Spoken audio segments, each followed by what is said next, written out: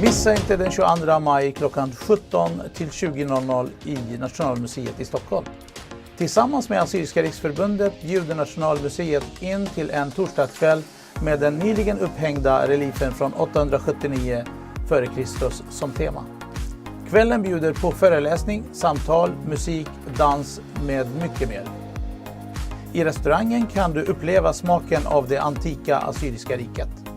Välkomna allihopa!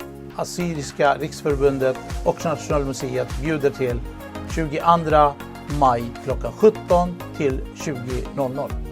Alla är välkomna och du, det är fri entré till allihopa. Välkomna!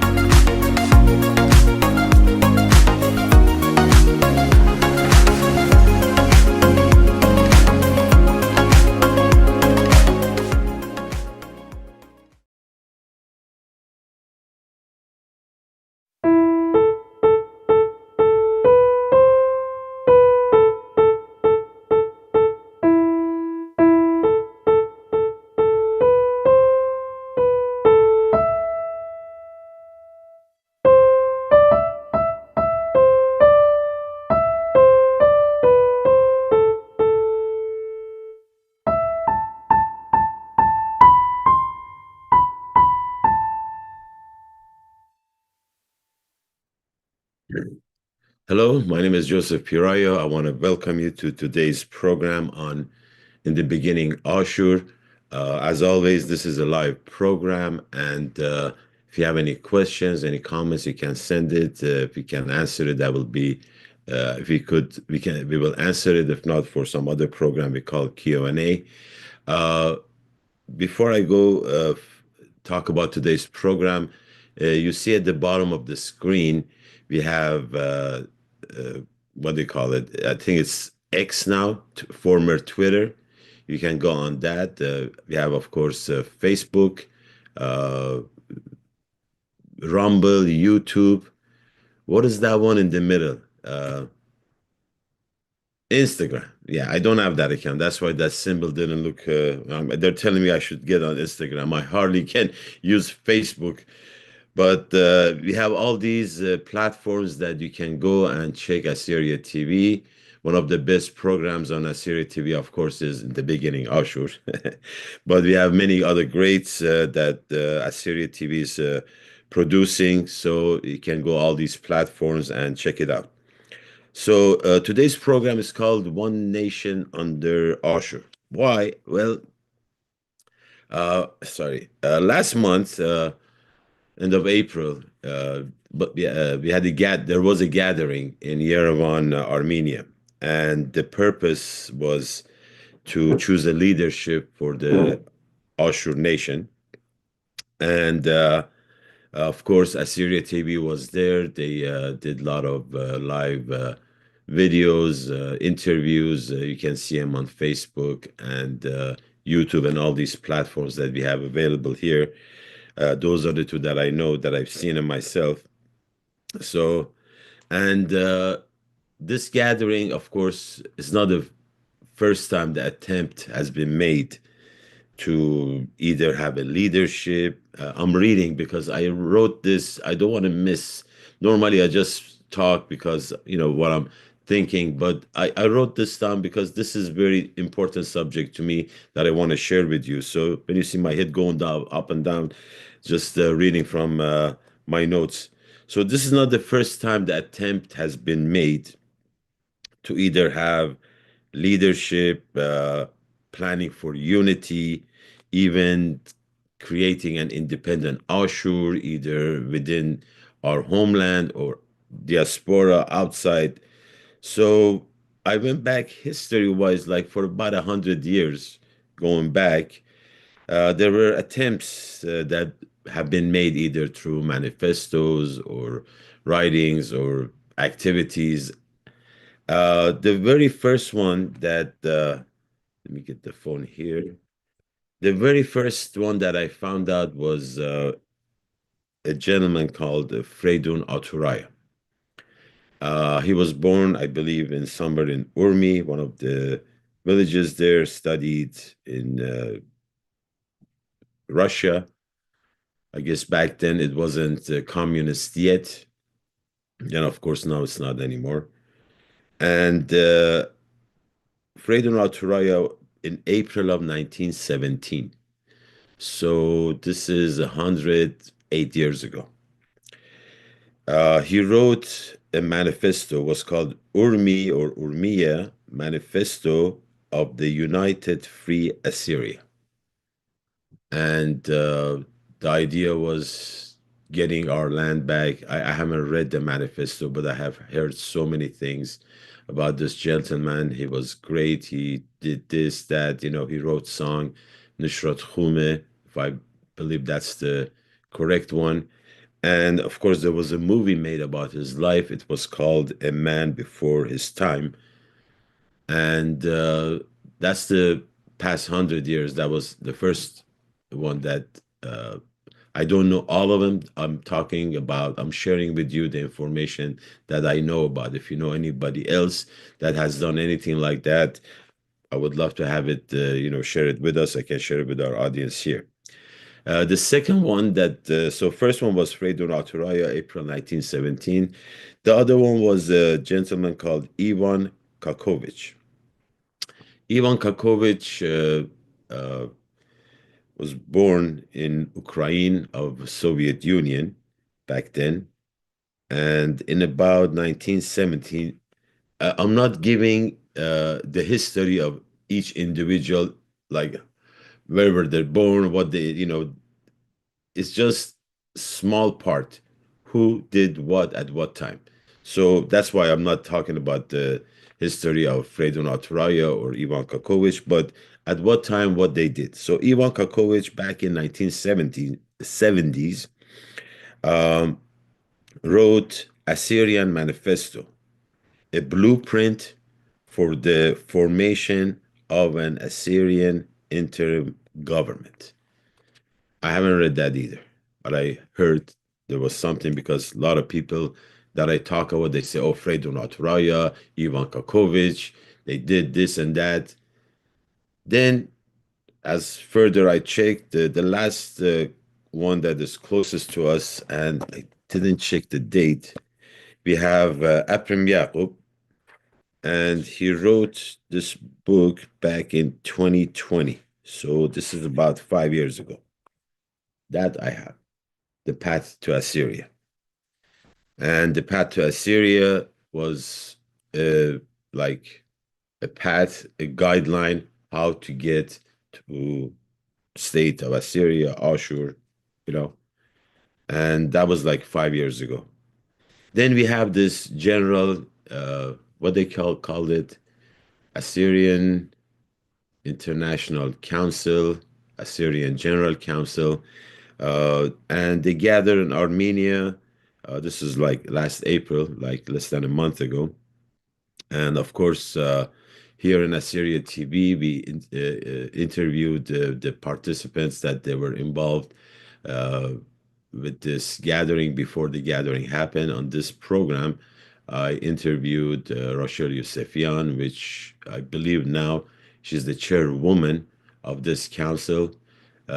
Interviewed attorney Robert DiCaleta, who had helped with the formation of the bylaws for that gathering, and activist Mariam Shmuel that we talked. I interviewed them on this program, and they shared their information before this gathering. So, looking back on 100 years of attempts that being made, uh, this gathering just started. Just they planted the seed. I wish them the best of luck on everything. There was some information that was shared that the group they had some what they call it, maybe difficulties of deciding or whatever that happened. But wish them best of luck, and anything that they need to be done to be shared. Assyria TV is always here to share whatever they need to do to for their work to go further and further.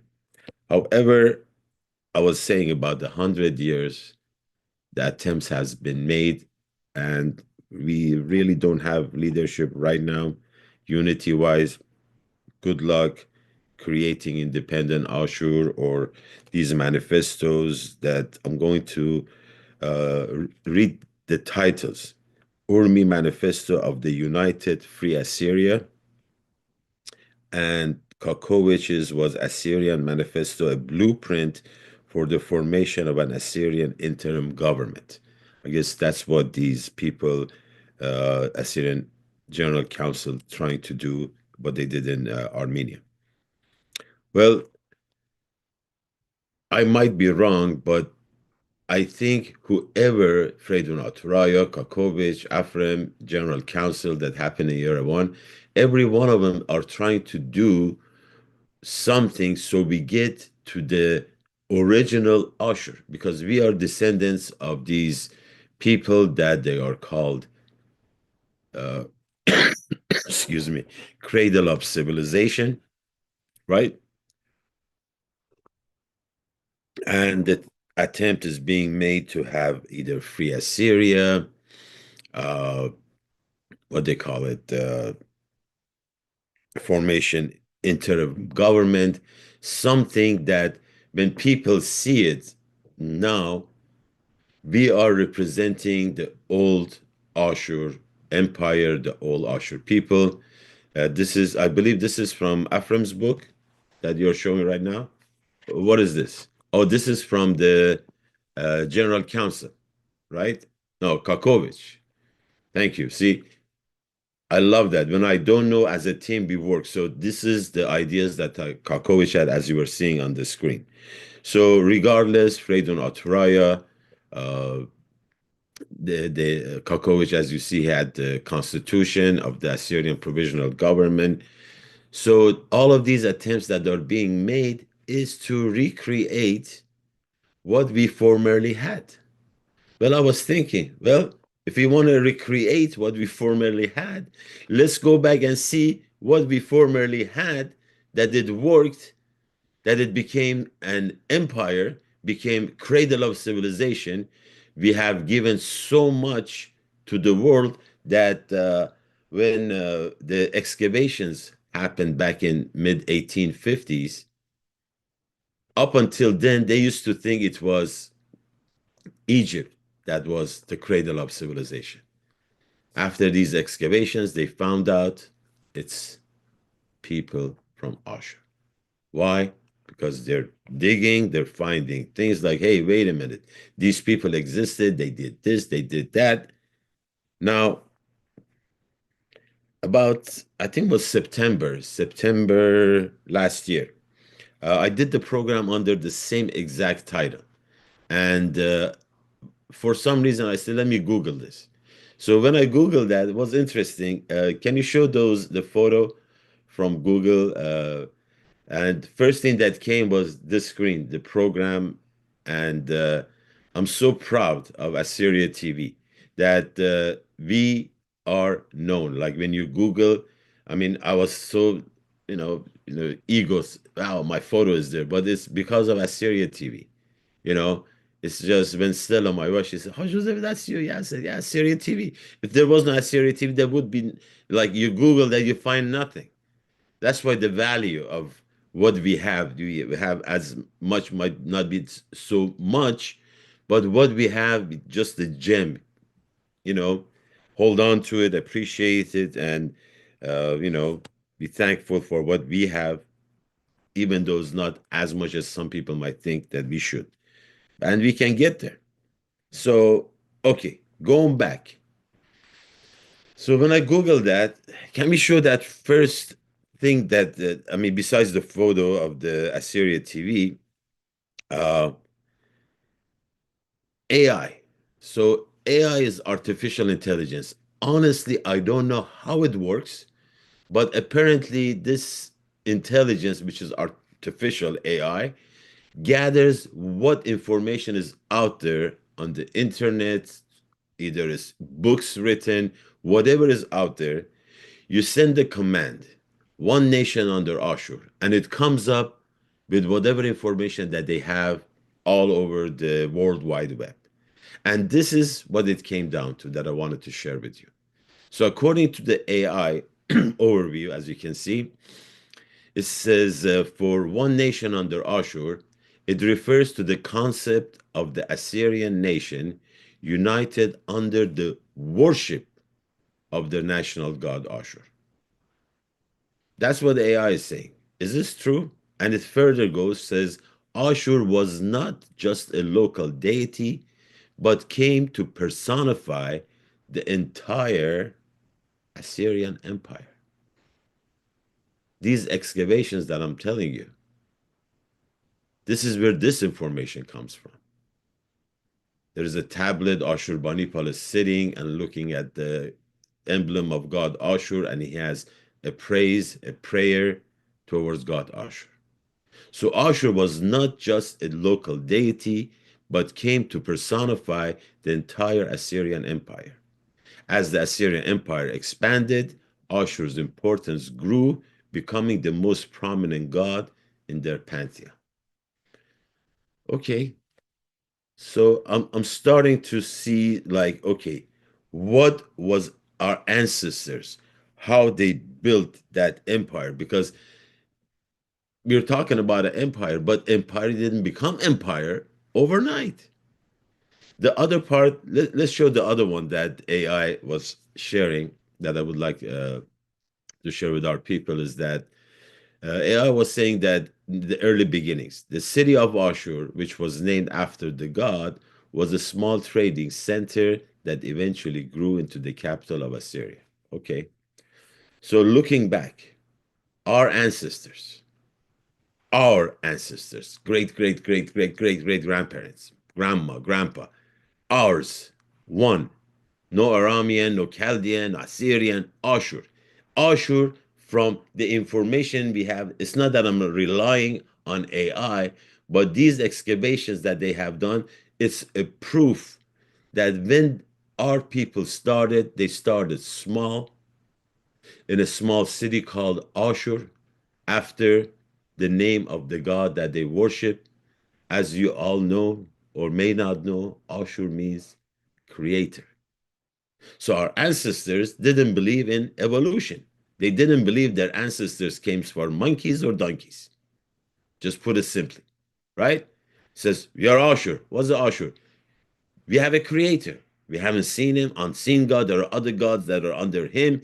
They started small. By relying on that Ashur, they started building and building, slowly growing.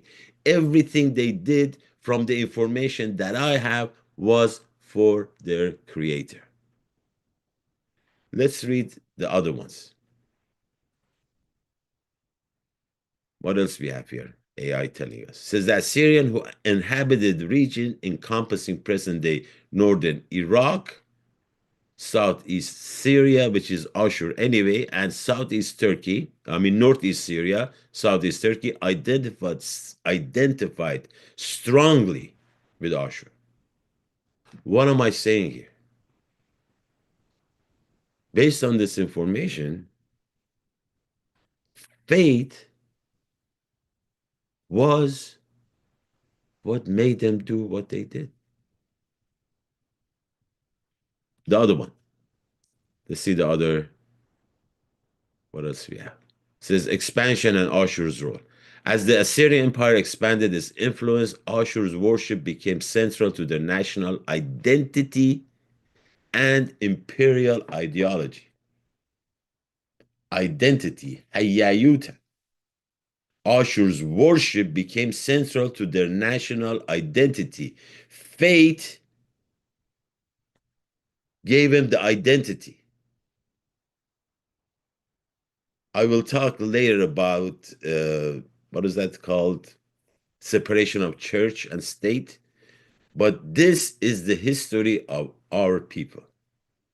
Ashur's worship became central to their national identity and imperial ideology. Whatever the kings were doing, it was because of Ashur.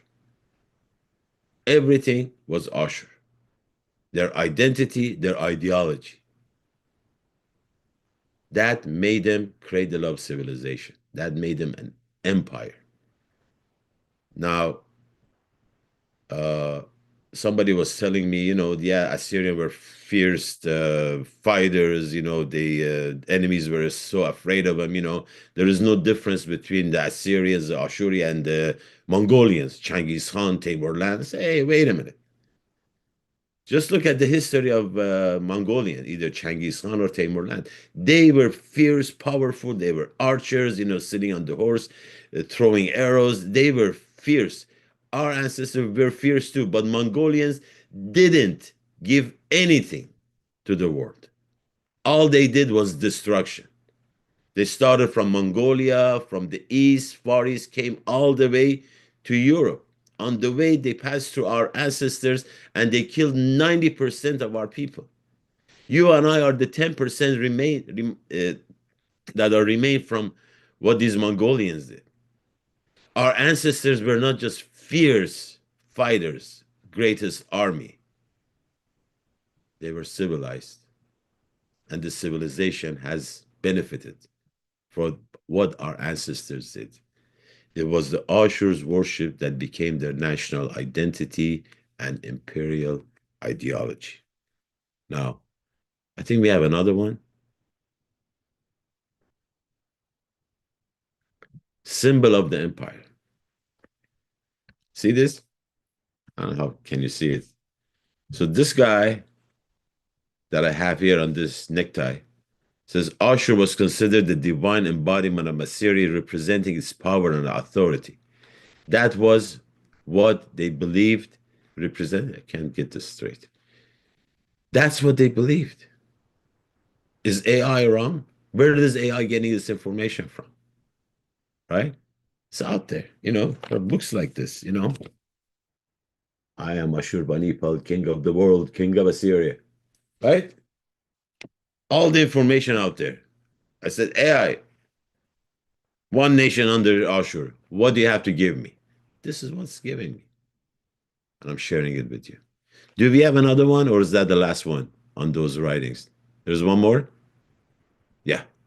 I'm forgetting what I gave you. So, it says influence beyond Assyria. The concept of Ashur as the national god of Assyria has also had an influence on other Mesopotamian civilizations, including Babylon. That's a fact. And that's why I don't say, but people used to ask me a long time ago, what is your background? I would say, I'm Assyrian. I said, Syrian, what? I said, well, have you heard of Babylon? They would say, yes, yes. I said, oh, I'm Babylonian. After I learned how they were different, how they totally, Ashur identified, my ancestor identified themselves with Ashur. Babylon was identified with Marduk, yet they called themselves Babylonian. My ancestors identified themselves in their faith as Ashur, and they called themselves Ashur. Everything was Ashur. Faith in the creator, everything. Then the later connections. Ashur was associated with other deities in Mesopotamian religious traditions, reflecting the syncresis, I'm not going to even try to read it, of beliefs during different periods of Assyrian history. Have you seen Ahura Mazda, the god of the Zoroastrian Persian? One time, as I have told you, probably if you've seen this program before, there was this guy had something like this on his necklace. I said, "Oh, Dakhibit." He said, "What?" I said, "Oh, you're not Ashuri?" He said, "No, I'm Persian." Oh, I started speaking Farsi with him. I said, that looked like Ashuri. He said, "No, it's Ahura Mazda, the god of the Persian." I said, "Hey, it looks like him." Yeah, there it is. Do they look the same? Are they close enough? So the influence that we had, I mean, Persians, they have a great culture. Don't get me wrong. They didn't steal everything from us, but the influence that we had, the ideology of Ashur was so strong that the Persians, that they have their own Zoroaster, Ahura Mazda, Ahriman, all these deities or whatever you want to call them, the symbol of Persian god was exactly Ashur. That was the power of the influence our ancestors had through their ideology, through their faith. Why am I saying this? Why am I bringing this up? as I said, we had this gathering in Yerevan to choose a leadership. Ahura Mazda is the copy of Ashur. Exactly. Thank you, Johan. Appreciate the comment. Yeah. What I was saying. Um, Gathering in Yerevan. So why am I talking about this? As you saw, I shared with you over 100 years ago. We had Fredun Autoraya, Ivan Kokovic. We have Ephraim Yakub. Now, for those of you that you either know or may not know, Fredun Autoraya was a socialist. He didn't believe in God. Ivan Kokovic, professed atheist. I'm not saying they're right or wrong. I'm saying we want to be like our ancestors. We had leaders that they're either socialist, atheist, whatever you want to call them. Ephraim Yaqub, I don't know exactly what he believed. In his book, he doesn't attack faith. He just shows logical ways of how we do things that we will get us to the path to get to Assyria. The gathering in Yerevan, I don't know what's going on, as far as what they think when it comes to faith. You see, history tells us, especially the history of Ashur people, if you don't learn from it, you keep making the same mistakes. Our ancestors built that empire on their faith. It's not that I want to talk about God. No, it's not that I choose. I'm looking at my ancestors who became who they are, who they were. See, our nation, our people, we are the most unique. Nobody's like us. It's not because I'm saying it, because there is proof of who we are. There is proof. It was at a point, you see this photo here. There was somebody on Facebook. He put that photo and it said Kurdistan civilization. Right? I was like so mad. I was saying, hey, wait a minute. If I see this guy, I said, Mr. Kurdistan civilization, who's this photo of? He will say Ashur Banipal. You cannot change his name, right? You can claim that this guy is my civilization, but regardless, our ancestors started with faith. Now, regarding the question of church and state, I believe we have to wait for another week to get to that. But before I finish, I want to read from a very famous Jewish rabbi. I'm just going to read what he said. It's about 2,000 years ago. Therefore, everyone who hears these words of mine and puts them into practice is like a wise man who built his house on the rock. The rain came down, the streams rose, and the winds blew and beat against that house. Yet it did not fall because it had its foundation on the rock. But everyone who hears these words of mine and does not put them into practice is like a foolish man who built his house on sand. The rain came down, the streams rose, and the winds blew and beat against that house, and it fell with a great crash. Our ancestors' foundation was their faith, was their creator. For the rest, on the other part of separation of church and state, stay tuned. Next program, we will attack or we try to talk about that. But until then, Ahiya Ashur Chaya, Chaya Ashur. And before I forget, I, I, I keep forgetting. Thank you very much for watching. Thank you very much for sharing, for giving comments, very empowering comments, and sometimes not so empowering comments. But regardless, thanks for watching. Again, Ahiya Ashur Chaya, Chaya Ashur. Thank you very much. Mabqila. See you next program. Bye bye. Sheikhani.